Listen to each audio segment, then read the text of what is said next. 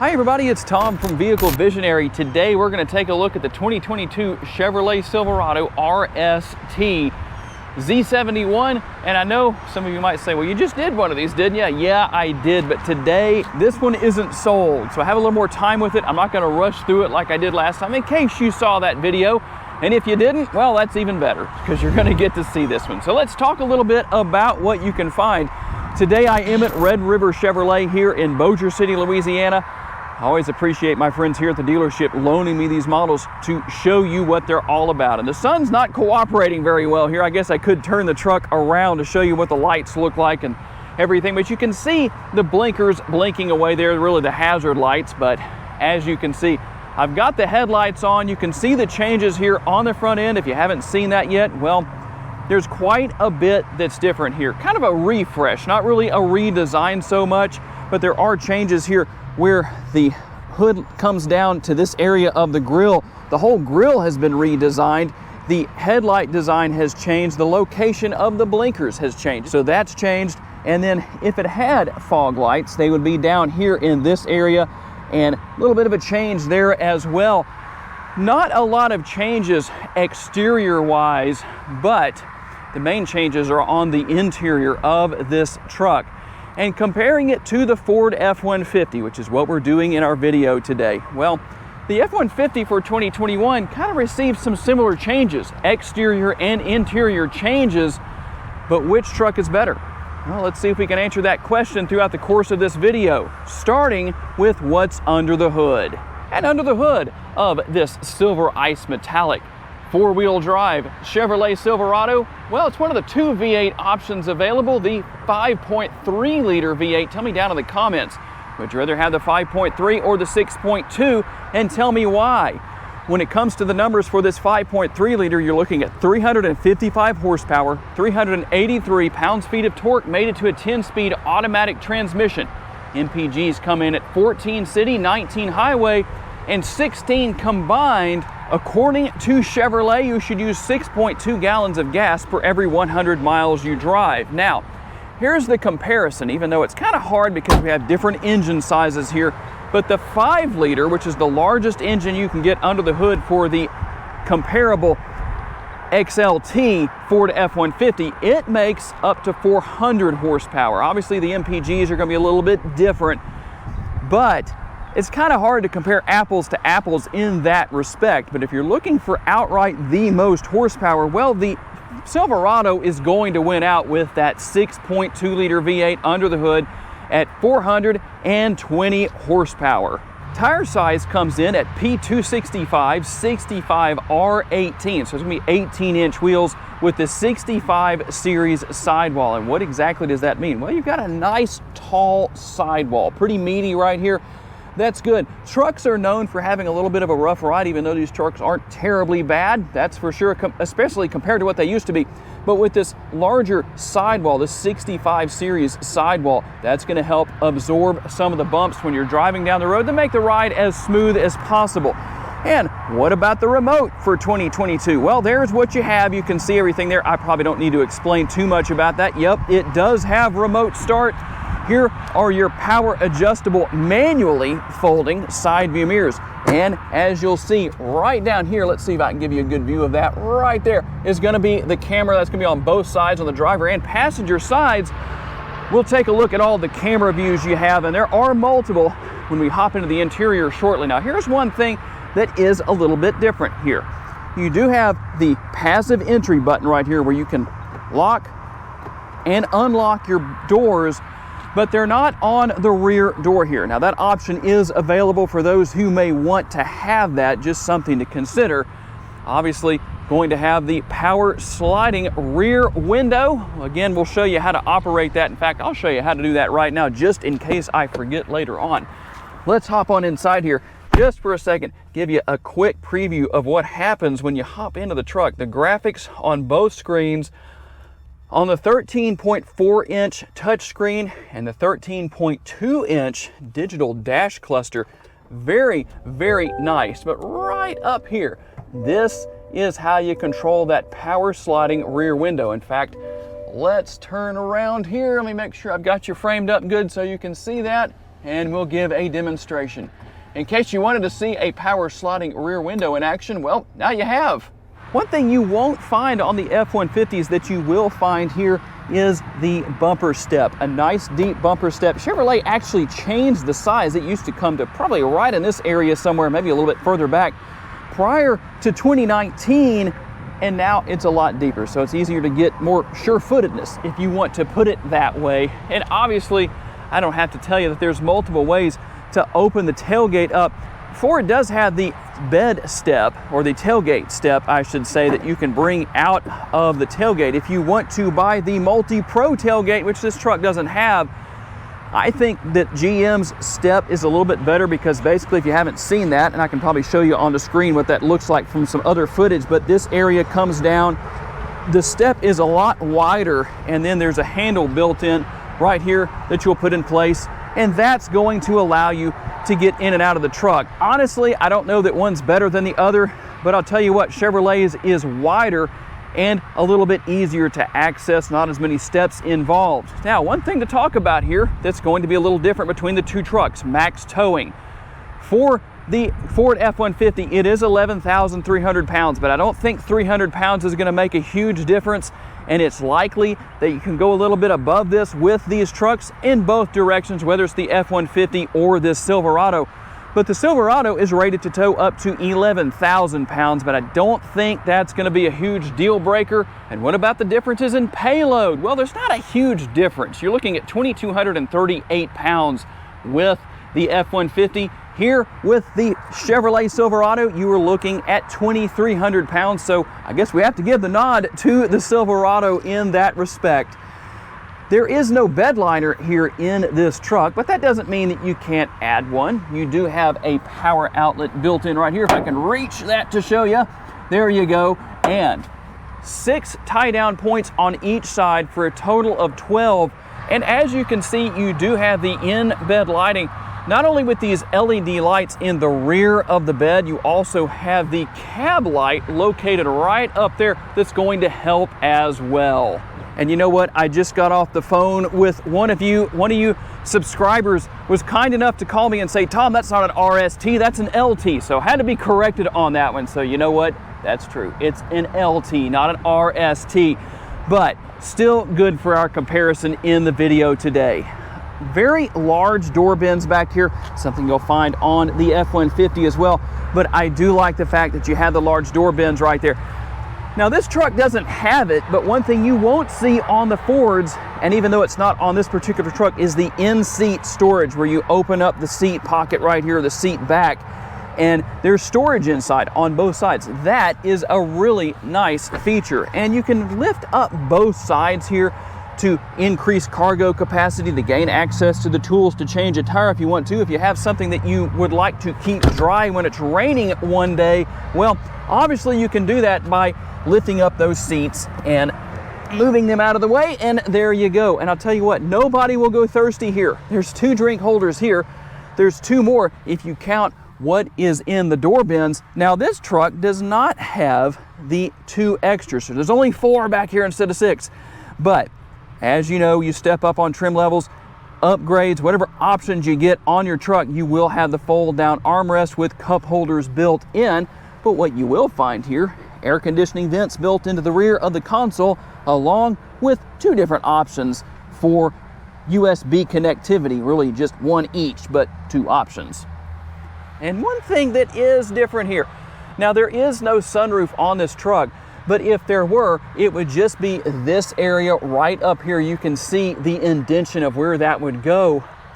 Tell Chevrolet down in the comments, do you want to see an option for a panoramic sunroof, such as what you can get on the F-150s, or does it really matter? I'm curious to know what you think. Now, if you're looking as a passenger at this rear door bin and saying, well, that's not quite enough, well, you have a little bit more space with the front door bins. I like the fact here that both are very large.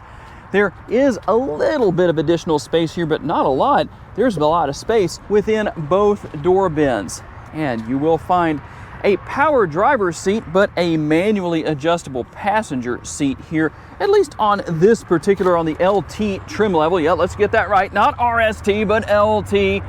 And We'll take a quick look at some of the storage options for the driver and the passenger here in the front seat.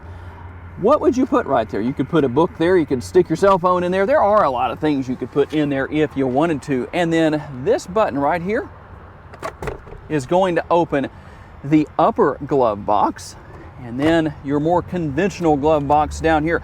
I don't know that anybody puts gloves in these glove boxes anymore, but I assume that's why they're called glove boxes, because at some point somebody was putting gloves inside there, right? And even a little bit more storage above that 13.4-inch touchscreen. Now, I realize Ford does have a little bit larger area right here, but you know what? That will definitely do the job for whatever you want to put in there. Now, one thing I can definitely say about these trucks is they have nice large consoles. That's very comfortable for an armrest. And a good thing about this is while you have the wireless charging pad right here, I will show that in action when I turn the ignition on from the driver's seat in just a minute. That is where your charging pad, your wireless charging pad, is located. No longer up here. That actually is more storage, so that's good. That's an increase in storage right there. And something you can't do with the F150, at least not that I'm aware of, is right here. If you were saying, you know what, I want my front seat passenger to have a way to charge their phone wirelessly as well. There is an aftermarket wireless charger that can go right here. It plugs in to a 12-volt power outlet, if I can get that out of my mouth, right back here within this area. And inside there is a lot of space here. You've got the tray right here that is removable. That is a very large tray, so you're increasing storage space that much more.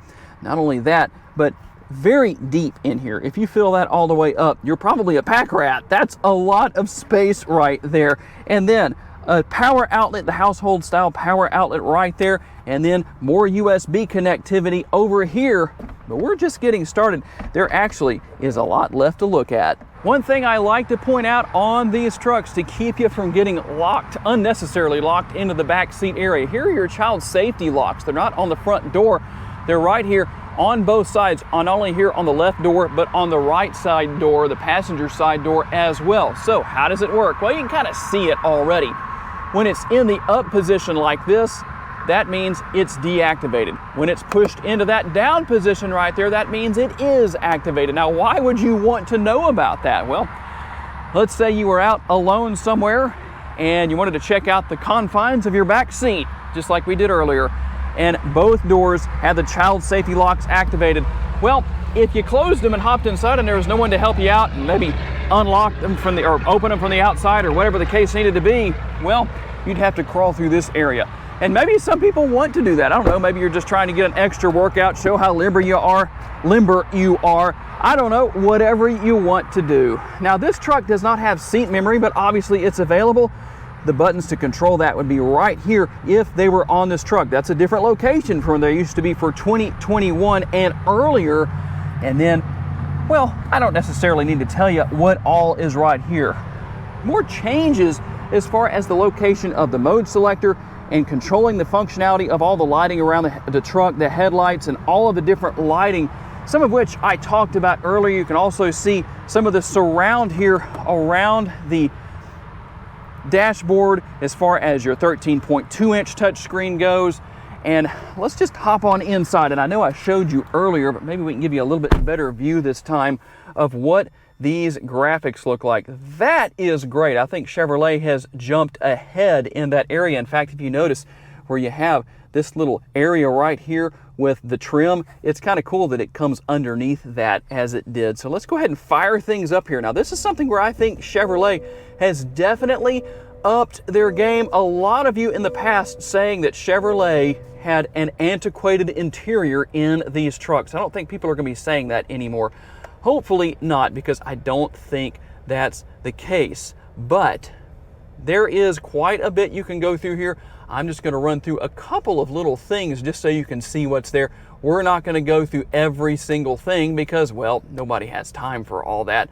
But just to give you a quick look at what you have here, navigation right there. But before we do that, let me hit this button right here. Let's look at a couple of things. First of all, another big change here is the shifter, very similar to what Ford has in their trucks. Now, you can't fold that shifter forward and basically unfold the console to make kind of a workspace, but maybe we'll see that in the future sometime. Again, tell Chevrolet if you'd like to see that. It's always good to share that kind of thing down in the comments, but the reason I'm showing the shifter is just to show you how it looks. But here's something interesting.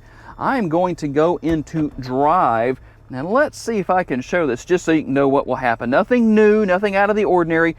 I like the fact that the start-stop button for the engine is pointed towards the driver. That's good, but let's say for some reason you're in a rush, and before you put the truck into park by pushing that button right there, you push this button. What's going to happen? Well, as you can see, it's going to automatically go right into park, so that is a good thing. And you can go into reverse to see, obviously, the cameras all around the vehicle. I'll do that real fast, but you know what? That is not required. In fact, what I'm going to do is I'm going to X out of that. We're going to go to cameras right here. So if you're just sitting somewhere in a parking lot and you're wondering what's around me, if somebody pulled up next to you before you could leave or whatever the case is, and you want to see what things look like around you, how close are they? It's very easy to do that. Remember those side view mirrors that I showed you with the cameras built in earlier? There are the views right there. This truck has a lot of cameras. That makes it easier than ever to back up to and hitch up to a trailer. Just a really nice setup here. Everything very easy to use, very easy to figure out. Obviously a completely different design. Google integration here.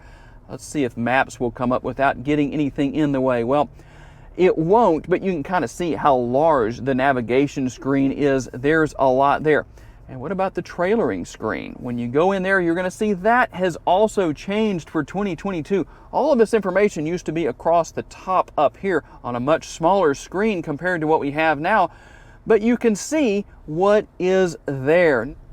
And we're going to go in. The first thing I'm going to do right here is I need to get in right here. We're going to push Manage Phones, and let's get going here. We're going to push Add Phone. I'm going to show you how easy this is to do. So what I'm going to do is go all the way down here. You're going to click on My Chevrolet. Let's see if I can do that. There we go. We're going to pair right there. This is kind of hard to do one-handed, so I'm having to kind of take my time here. But as you can see, there are things that are going on here on the screen. It says allow right there. That's going to allow me to pair my phone. And there we go. We're connected. This is a done deal. We're going to hit allow right there on the screen. And guess what? Now our phone is connected.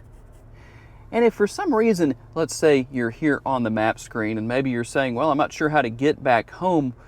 Well, even though you can push this option right here, you can also push this button right here. That will take you back home and you will be good to go. There's the control for the audio volume, all that good stuff. A lot of one-touch features for safety features. You can turn off that pesky auto stop start feature, which I always recommend doing. It's just best for your vehicle overall.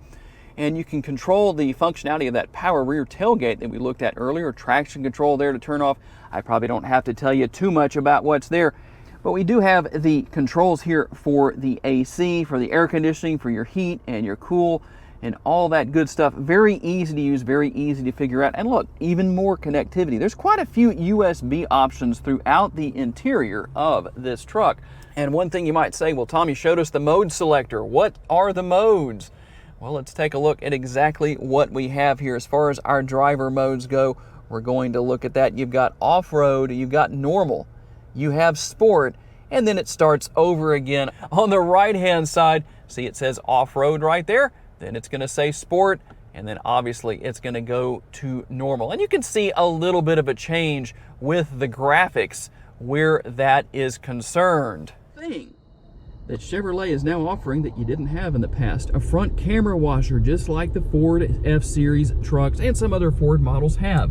What you're gonna do is push this button. That is for your windshield washer fluid. So when you run the windshield wiper fluid on the windshield, it's also going to spray off your front camera washer. You don't have to have that up on the screen like I do right there, but I just wanted you to see that it was there.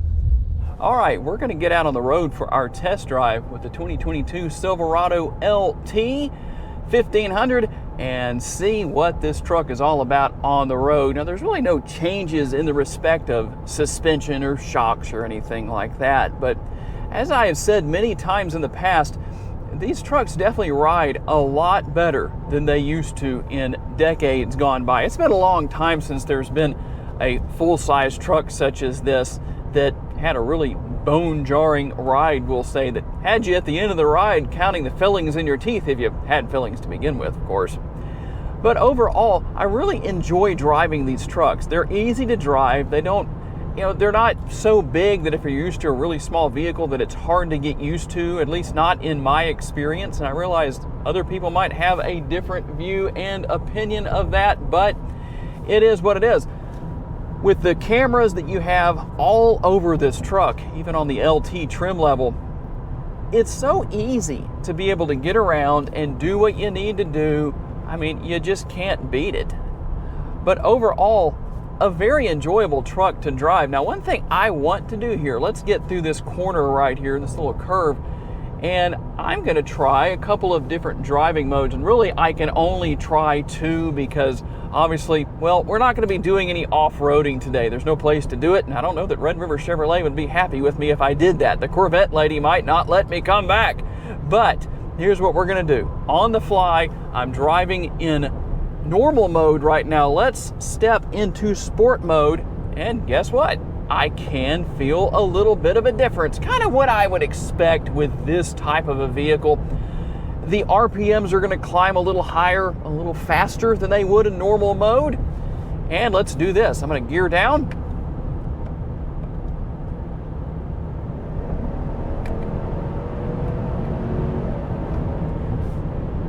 Yeah, the shifter paddles are pretty responsive. I need to slow back down because, wow, it got up pretty good there. That's the thing about these test drives is, well, I have a good reason to step on it just a little bit, but maybe not too much. And even though this is not the most powerful V8 you can get under the hood with these trucks, even that 355 horsepower does a great job. But I tell you what, if you're really looking for the most bang for your buck in the area of horsepower, that 6.2 liter at 420 will really get you down the road. I've been on this road before in other vehicles. In fact, a Suburban, probably a couple of years ago, just cruising along thinking I was doing 55 miles an hour, and looked down and, well, I was doing, well, quite a bit more than that. I think I was doing 81 unintentionally. That's how much power those motors have. When you're in a large vehicle like this, well, it basically makes you feel like you're not going as fast as you really are. All right, guys, one thing you might wonder about, I don't know if I was able to get a screenshot from the dealership's website earlier, so you might say, how much is this 2022 Chevrolet Silverado Z71 LT? $58,215 is the price. So tell me, do you think this truck is better than the 2022 Ford F150? Depending on your answer, tell me why you answered the way you did. I'm always curious to know what your thoughts are. What's the reasoning behind whether you said yes or no? Got to say a special thanks to my friends here at Red River Chevrolet for loaning me this truck for the day, and all of you for being kind enough to take the time to watch. If you enjoyed this video, make sure to check out another of the videos that's on the screen right now, and I will see you there.